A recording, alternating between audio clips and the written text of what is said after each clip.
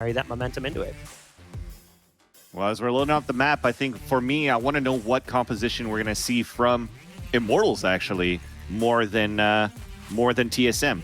Due to the fact that on the map in NA, four split, you don't see a lot of Sova, so I want to know what Genghsta's going to pull out. I'm sure we're going to see some Jett action from jmoh at the same time, too. And there you go. They are going with Genghsta with a Raze. So they are going shanks. So they're going triple duelist on their end. They have a Cypher for Neptune. And you have that triple duelist, no Sentinel, but with a breach for TSM on the attack first. I expect some very explosive rounds for their end for TSM 2, and it starts off with mid control.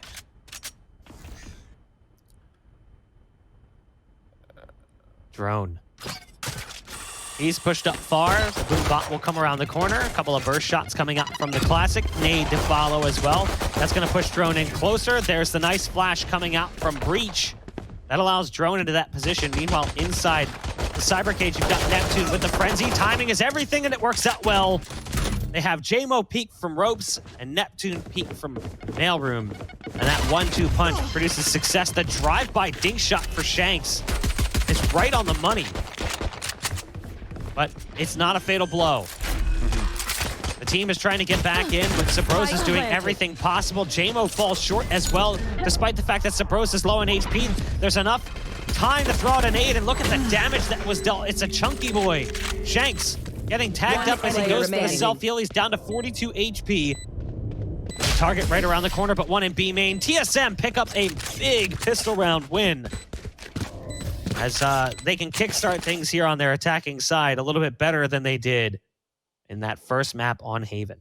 And one of the reasons why you have a Raze into your composition on split, not only it flushes out 50s with the paint shells that you have, but I think it's also an agent that's able to get some information with her boombot. I would have liked to see the composition or the stack they had started off well for Shanks, Genghsta, and for Neptune on that on the mail, inside the middle staircase. If you actually had a boombot that was thrown down, you would have had an expectation that the explosive hit was going to happen where you could readapt right away instead of just falling back and putting your cage after your teammate has fallen. So I think there was a way to turn that over there for Immortals to really try to win that pistol on their side, but TSM took advantage of it and they opened up really fast into B. This round, it is going to be a gun round for TSM, but Shanks has different plans. They're still pushing back. He gets a kill. He upgrades to a Spectre. He devours to get some HP and some armor, While the rest of TSM, they're going to have to book it back towards the A side. It's an open site for now because the rotation has been pushed forward at mid side, at B side to start, but they have a 5-man roster to retake, and that's even huge when you get a kill on a spike carrier. TSM down 2 players as they go to secure that spike plant. Spike planted. Genghsta had the paint shells nade prepped and ready. Target right around the corner. They desperately need to find the pickup. It all happens so fast. jcStani is looking for the Bulldog, and he's found it. A little extra firepower here. Has one shadow step as well and a dark cover in just a moment. But Drone is holding the line, watching for the peak to come through. It's a 2-0 start for TSM, but it's not a bad round from Immortals either. They'll go into the next buy round knowing they impacted TSM's economy pretty heavily. Not enough so, though, to prevent Wardell from getting the op. Part of that is the way that Wardell plays the first 3 rounds. So Wardell doesn't really spend any money in the first 2 rounds, so he can get that op in the 3rd round, regardless of what happens. And with that, 2 kills away from a Blade Storm for Wardell, jmoh at 1. And when I was talking about head-to-head jmoh and Wardell, I was going to give the edge to Wardell. Holy crap, man, am I wrong on that one.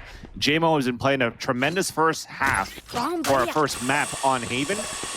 But that was also due to a lot of firing power that he had with the Phantom instead of mostly having op kills on his end.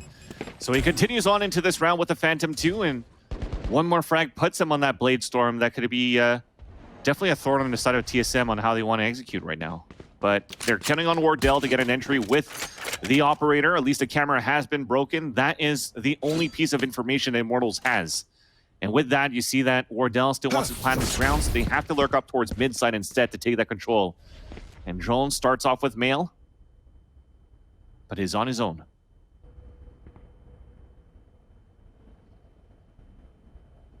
I love this angle from Shanks. And one of my favorite angles when holding heaven. Sure, you can't necessarily see that close line, so if they come around the corner tight and jump over the boxes, there's a potential that they could get through the stairs, but it's pretty rare that anyone would actually try to do that, and you also have backup from the Cypher in that 30 seconds position, left. so kind of a non-factor. There is a lurk in that area right now. That's Drone who's over there lurking as Phoenix, but they're going to be heading towards the A site. There's a lot of firepower here. Cool. Genghsta doesn't get cleared. He's up on top, and he's got Neptune backing him up as well. It's now just one player over on the site. Drone is 10 too far seconds away left. from the play to really offer up any level of support, so Wardell has to back off and try and save this up. Quick shot out onto Neptune. Once upon a time, those two were teammates. Playing with the old Bees Money Crew roster, one of the first lands that I think either one of them ever played in. But here, on opposite sides, and Wardell's got a lot of heat coming into this one. After losing that first map the way that TSM did, he wants to kick things off with a bang here. So he went for that early ult buy. He's currently sitting at 3-1, but the round doesn't work out well for them, as Immortals makes the first buy round count.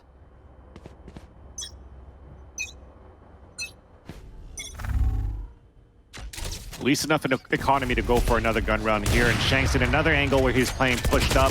From that smoke, he peeks out and he does get the kill onto Subroza, who is throwing away some paint shells, and that dismiss allows him to escape, but with only 2 HP. Still a man advantage at this level. 2 HP could definitely be good enough right now for a player like Shanks. Genghsta on that angle, on that balcony. We have taken control of the heaven side for TSM. Big name, but that's going to go behind him, and that's going to catch him off guard, and that's what I'm talking about. When I saw how well TSM is playing is those pulls around the wall, but speaking about close around the wall, so does Immortals. They're doing the same thing, retaliate by playing tight corners towards hell. And as they got the first pick, they thought the site was going to be weakened, and as they jump in, they're jumping in like lemmings. 1988 just crater on the ground. They all die. And it's going to be Immortals, the ground that they land on, and they're looking to actually tie things up on a 2-2. You ever play Lemmings when you were a kid, by the way? The game? That's all I play. That's why I said 1988 when they just fall down and crater and die. Yeah. I love Great that game. Great game. I remember playing that as a kid in my father's office. It was like a... I think it was DOS based, so it was pre-operating system. Yep. And I just remember having a lot of fun while my dad would work. I'd be sitting in his office playing Lemmings. Good times. Stressful, It's a throwback.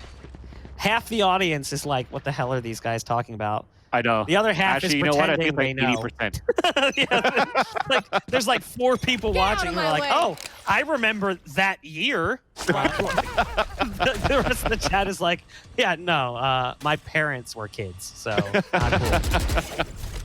Shanks goes for the peek in mid, gets spotted by the sheriff, does not take damage, escapes. Immortals has tied up the score after TSM picked up a couple of early rounds. And Neptune has a good angle here. Has to be careful, doing significant damage to Wardell, who's low on knives after trying to come through. He's got 2 HP, but oh, that's a quick toss of the knife out from Wardell. Neptune is still in a sticky situation. Goes the wrong direction, and now he's gifted a rifle over to Subroza. Mistake from Immortals for looking at the wrong angles with those 2 players alive after those first knives that were missed by Wardell. But they do have a showstopper that gets denied. jcStani still runs through the blaze wall to get 2 kills of his own. So it's a 2 versus 1. The odds are in favor of TSM though, because if things get sour, they still have a rolling thunder to work with. jmoh moving through with the ghost and the operator. There goes the start of the fuse, and that's what I said. There goes the rolling thunder, and Hazed is going to be the one that's going to push in. A flash for him to peek, and as they see that it's clear, that's it. Oh no! No, he just won it. Oh, they tried. Yep. Yeah. No. Yeah, he did. Yeah. How does that happen? Oh, it's a misplay. I mean, he won that easily. Like 5 seconds left, he wins that. jmoh just catches him off guard. He got hit by that rolling thunder, but then he chilled here. I think they anticipated him to be in a different position, but he times it well. And then the fault line comes out, despite the fact that the spike hadn't even been tapped. There's the early preemptive fault line so that Cutler can go for the peak. But the nature of Breach is that the reset time, the recovery time on his skills, it's so long, it feels the like. The issue is not the 1 versus 1 in the end, though. The issue is at 2 versus 1, because after the Rolling Thunder, from the angle that you saw from Hazed, he already knew that jmoh wasn't on the spike. So I think he could have fallen back. Just fall back, play the time in your favor, and then bring it back on a 2 versus 1 with the spike counting down. The paranoia threw towards the backside, guessing that, or even threw towards the backside, thinking that jmoh ran towards the spawn after that. So I think it was definitely it was definitely a misplay from both of these players, unfortunately, for TSM. But at least it was starting to have some sort of redemption with this mid control, but it got stopped by an operator. And that was jmoh to get that kill. TSM back on a one-man deficit, trying to get into this B site again.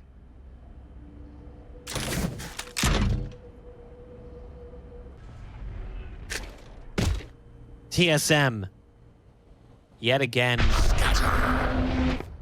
player disadvantage. There's the ult in the backside of site. I actually like this move from Neptune, just kind of surrendering control, realizing it wasn't worth it to stick around, because if he peeks to the backside of site, he's got no cover for main.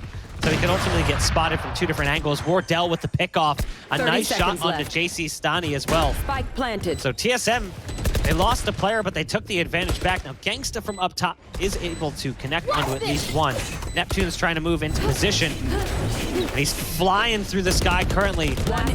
Slowly drifting downward, going inside the smoke, looking for a line of sight on anyone. Can't quite find it. And as he slowly glided down into the site, the rest of his team was taken care of. Now, I saw this in chat, and I think it's important. Someone said, stop being cringe. No one is going to copy pasta your pasta. So I think you guys should prove them wrong. I want you all to spam the number 4. That's it. Someone's planted the spike in chat. You have to defuse. Just spam the number 4 to prove them wrong. Thank you. The end. So back in a good round for TSM, actually, on a pulse plant. A lot better than the one before. They're able to bring the economy back, and also losing a player early into the round to be able to win the round with 3 players still alive. You got to take that with a positive note, and hopefully that momentum that starts to kick in for them to try to come back into this game, because we did say that they have to start stepping it up. It was very one-sided to start, and they're starting with the run it back to try to open into A site, but a big paranoia. I don't think that's wasted.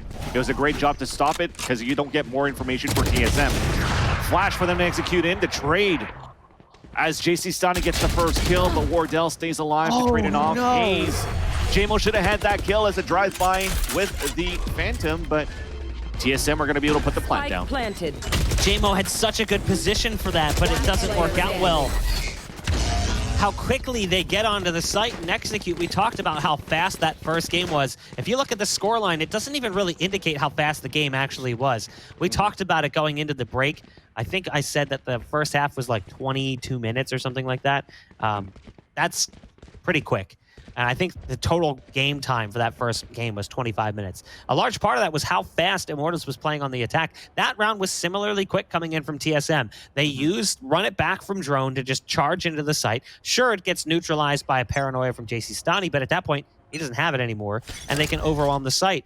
And that's exactly what ends up happening. So it was a good move from him to put himself in that position, but didn't really help him in the end anyway. Subroza using the boot bot to go in first. Saw the deep cam come out from Neptune. Neptune's now since been spotted. And he's only got a classic anyway. The one-way cyber cage is really not going to do much. He's not going to peek off that one. Yeah, it seems the pressure is looking to be towards mid, especially as they're creeping through the smoke. They see nothing there. They know now it's on the extremities, and with the early boom bot, they're guessing that it's towards B. So they're guessing right for the defenders as they're stepping up on a high-low. First shot, that's going to ring and hit Wardell in the chest. He's going to be forced to fall back from the shadows to try to get some information. But TSM off that will decide to fall back and rush back towards the A site. Shanks trying to push forward to try to surprise them, but Subroza was ready for it this time. Immortals. They're running back to B. Yeah, Immortals is shifting off to this A site, but TSM is running B. The thing is, jmoh is at bottom mid, so he heard them run towards spawn side, so he's like, they're going spawn to A, everybody's rotating, but he never heard them run back towards B. so he kept walking through sewers. Spike planted. Yeah, I'm not sure how that happened. How he didn't hear that one, how that came to be. So, Wardell Player remaining. picking off one, but it's Subroza who's in spawn, currently finding shot after shot. It's a 4K for Subroza as TSM control the scoreboard here, 5-3 over Immortals.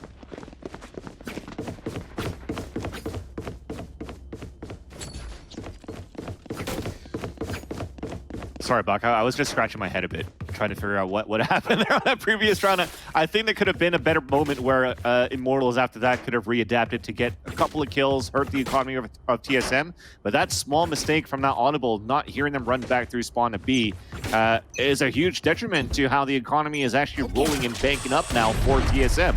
So they're looking good. TSM back in the lead by 2, and also the economy to try to push it forward into this half where they're starting off as the attacker side. And they're slowing them down. And to slow things down on the end of Immortals, you got to think Neptune on that one. Canceling the showstopper as Subroza was trying to get an entry. Also damaging Wardell down to 31, trying to spray through the one-way of that cyber cage. So redemption at least for the defenders. A 1-minute advantage. Very healthy Immortals. Barely didn't take any damage at all for Neptune, if I'm not mistaken. So they could reassess and continue to their regular positioning, actually.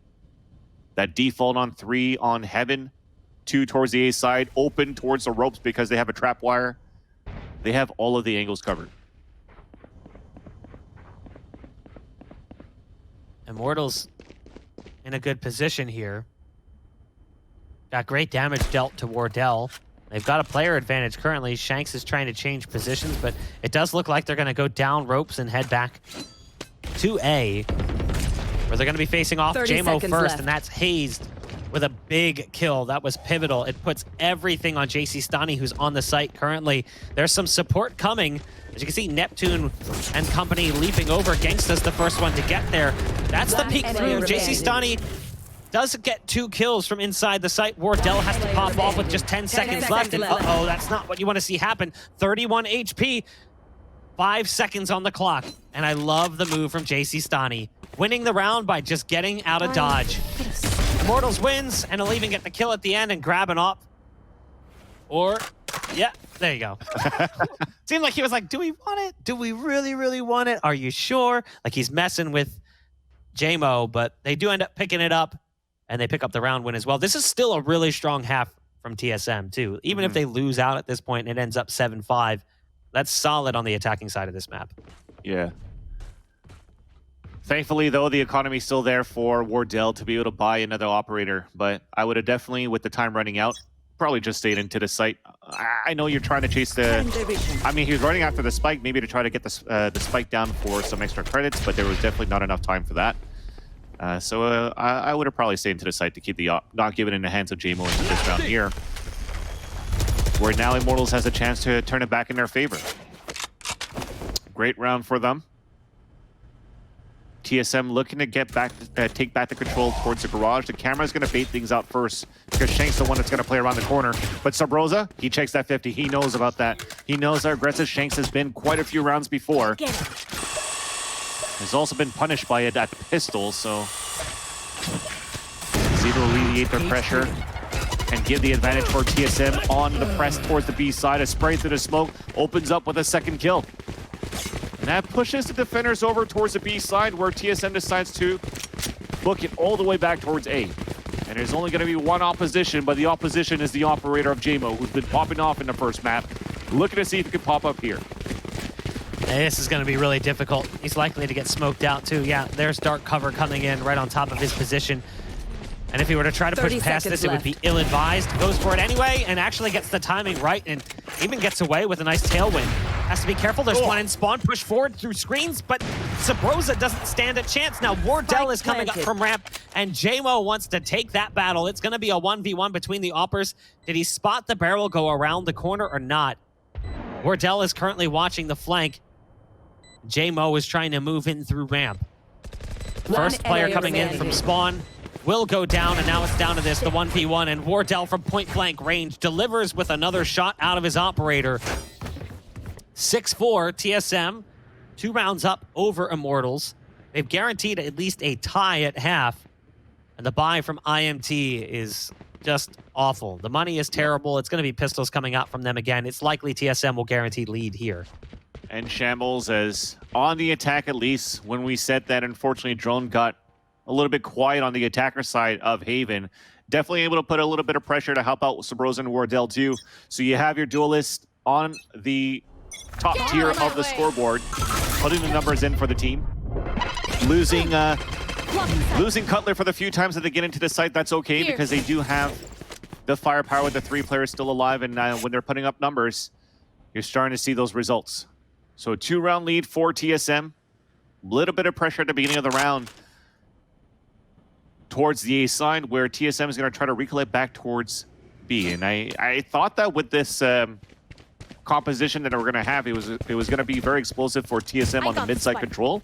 I'm talking about the flash points and the rolling thunders, but they're really focusing on the extremities. So to run it back against an eco, okay, you get the first trade.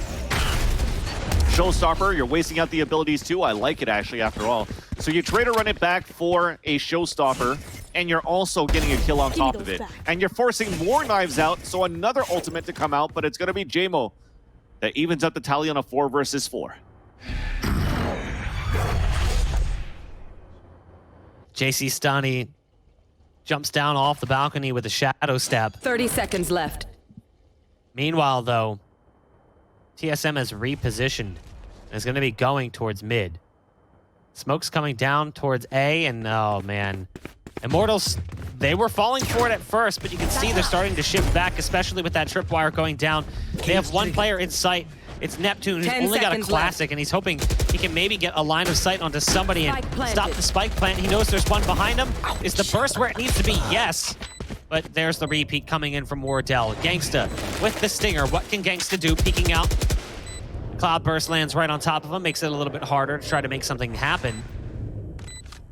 His teammate coming in from heaven only has a sheriff. Shadows traveling. So he's just going to try and throw that smoke down on top of the spike and hope for the best. They're sticking it currently. They've got it to halfway. Oh man, that was a little sketchy there. But Wardell hit that line perfectly. TSM guarantees the lead at half with a 7-4 scoreline coming into this final round of the first half. And with the buy that comes in from Immortals, it's very likely to see TSM go up 8-4 before switching to the defensive side of Split. Mm-hmm. The thing is, at least for Shanks, one of the players that is low on the money, low on the credit, that has to go for a small shield, Shanks is playing on the Empress. So getting a kill, going for the Devour will definitely be as if he had a full gun round. Or on top of that, an Empress that he has available for the team. So it's still pretty evened up into this last round.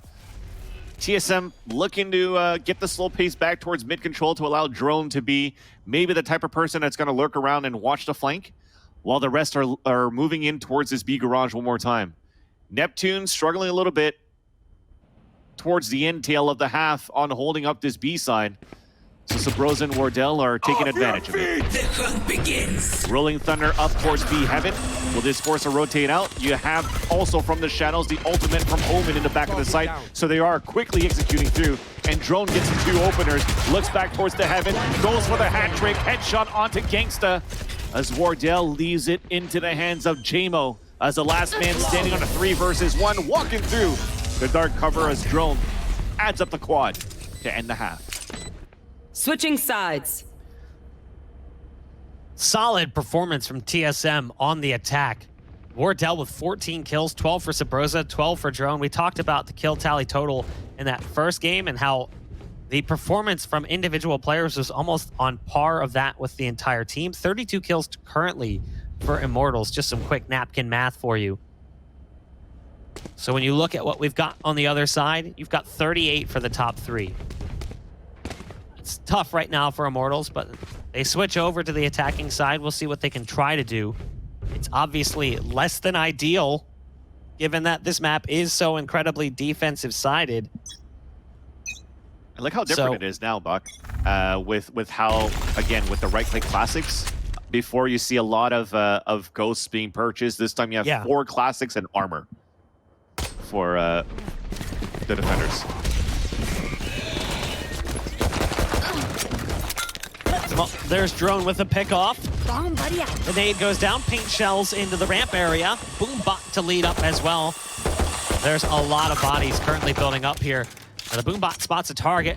They have managed to get that spike across onto the site, so all of this fighting has pushed TSM back far enough that they've been able to get out onto the site and guarantee a plant out of this. The Boombot coming in from TSM is not exactly going where it was supposed to. Drone will find another one, though, with his classic. Genghsta drops Cutler, but Drone comes through and finds a third on the round. It's all up to Shanks, who's inside. He's playing as the Reyna, so he's got that self-heal. He's got multiple self-heals. Somehow Shanks has made it almost possible. It's down to a one-on-one. Shanks, the stand-in, the substitute, eventually taken care of by Drone, but it got a little bit scary there as Drone has to find a 4K on the round, capping off with a 1v1. TSM puts number 9 up on the scoreboard. But an impressive attempt from Shanks. Near heroic. Look at that. A 3K looking for the 4K. Drone had to go for a 4K himself. Drone getting a 4K on a pistol on defenders was literally what happened versus Moon Raccoons on Split yesterday as well. And the man's feeling himself too on something more comfortable for TSM on the defender side of Split. But yes, that indeed was such a beautiful attempt there for Shanks. I was gonna say, Strike, not only, you know, what game is this, but what year? I haven't seen Strike played in a minute. Oh yeah, missed that map. But yeah, so that's gonna put Immortals on an eco. They do get a spike plant, but they're still gonna invest for some sheriffs, so they are upgrading a little bit. And they're going to dash up towards this heaven side. And it's going to be a full waterfall up outside towards the heaven into the site. Hazed is only able to capitalize onto 1 kill, and it's tied up on a 3-3. Dropping inside an open site is going to be Immortals going for a plant. Actually, they can't. The spike is already down. Sorry. The 3-on-3, I thought the trades were all happening towards the B site, but there was one that happened towards Ramen, and that was Subroza to get the kill, and the spike down in the end there. So as they make it to an open site, they still have to go for the spike. That's not good. No bueno. They've dropped the spike in mid. And Subroza's got it on LD. You can see there's support as well from Mailroom, or for Mailroom from Ropes. Cutler lines it up with the SMG. Subroza trying to come around the corner. They got to deal with the blast packs. Nice flash coming out as well. Subroza, go for the knife. Go for the knife. He's going to play it safe, tosses an 8 out there. Genghsta is waiting around the corner. There's the curveball. Do they go for it now? Nope, it's just a firing squad. Double-digit rounds for TSM, winning the first 2 here on their defensive side as well, making it that much harder for Immortals to come back from this. It's a big buy round for IMT. A loss here pretty much means map 3.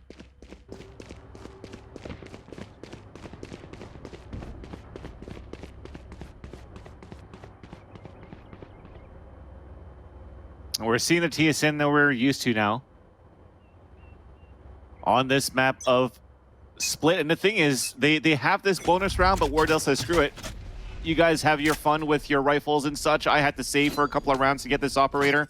So he is bringing it out here on this 3rd round of the 2nd half. He tried to go for something aggressive towards his mid side first, but as there was no early pressure, couldn't take advantage of it, and he decides to take the safe route to just play it off the callouts from his teammates of where they could spot this opposition. And it seems to be towards his B main.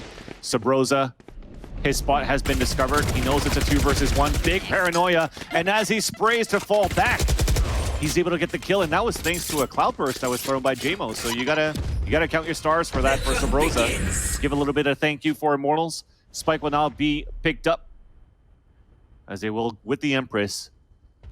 Try to split back inside this B site, but it's going to be a hard one. It's going to be a 3-on-3 on that area.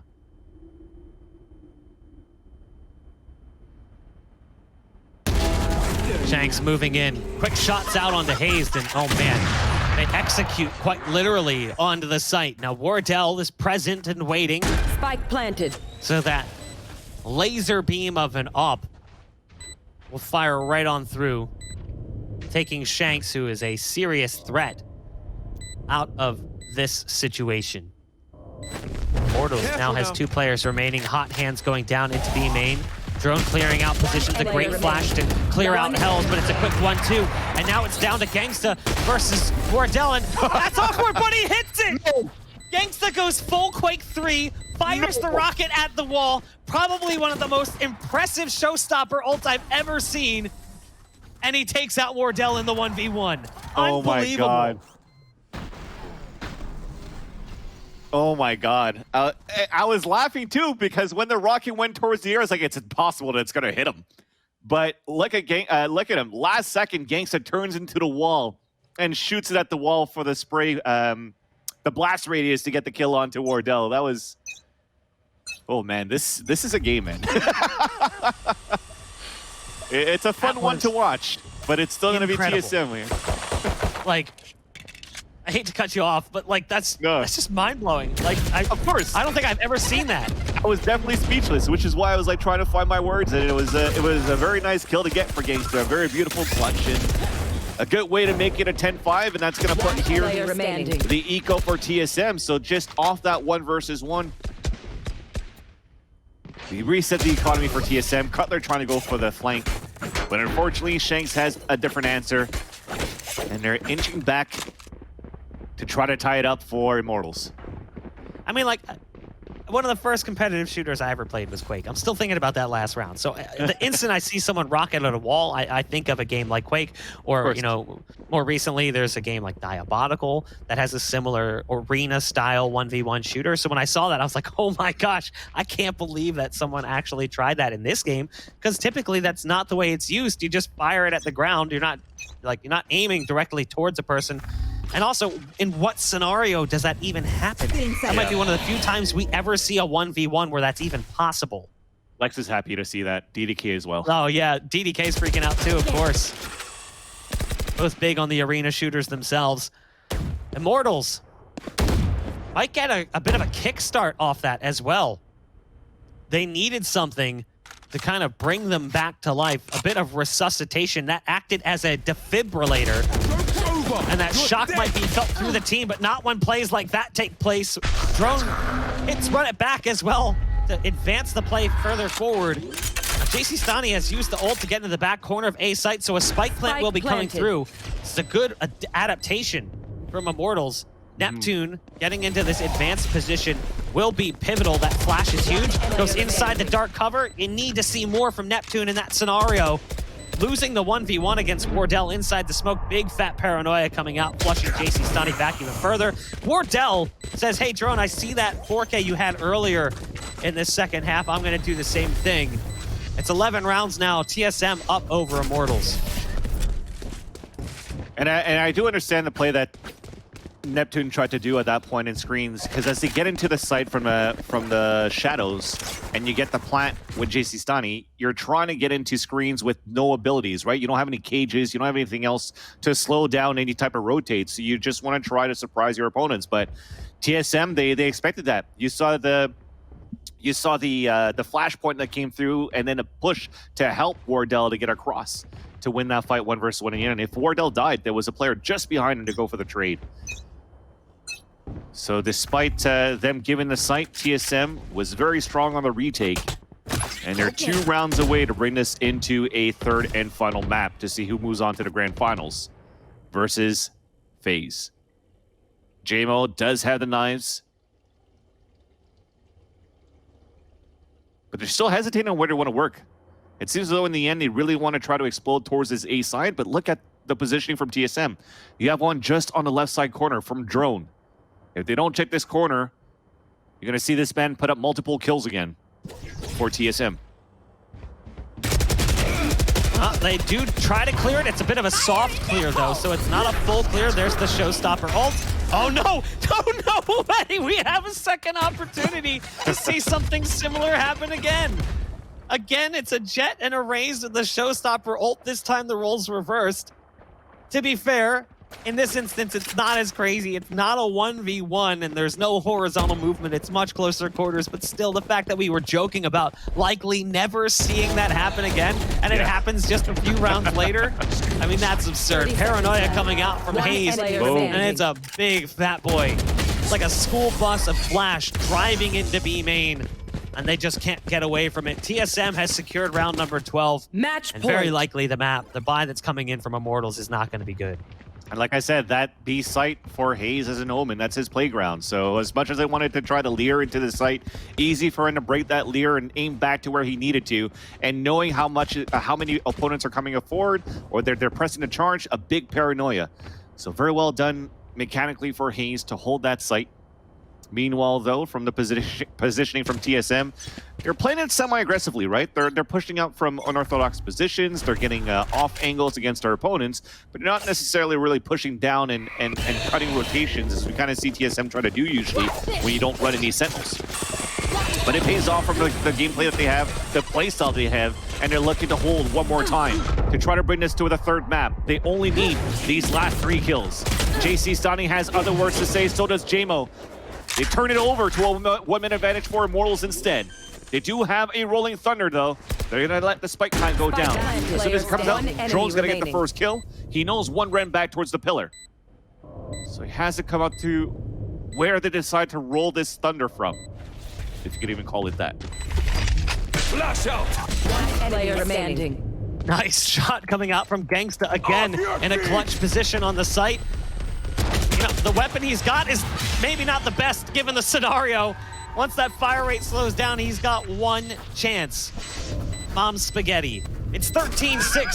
TSM takes the second map over Immortals, forcing us to that third map after all, as Immortals was very flat on the defensive side. Yep, and with that, we do have that one final map. So stay tuned. We will see who's going to move on to the grand finals of the UMG Close Qualifier between TSM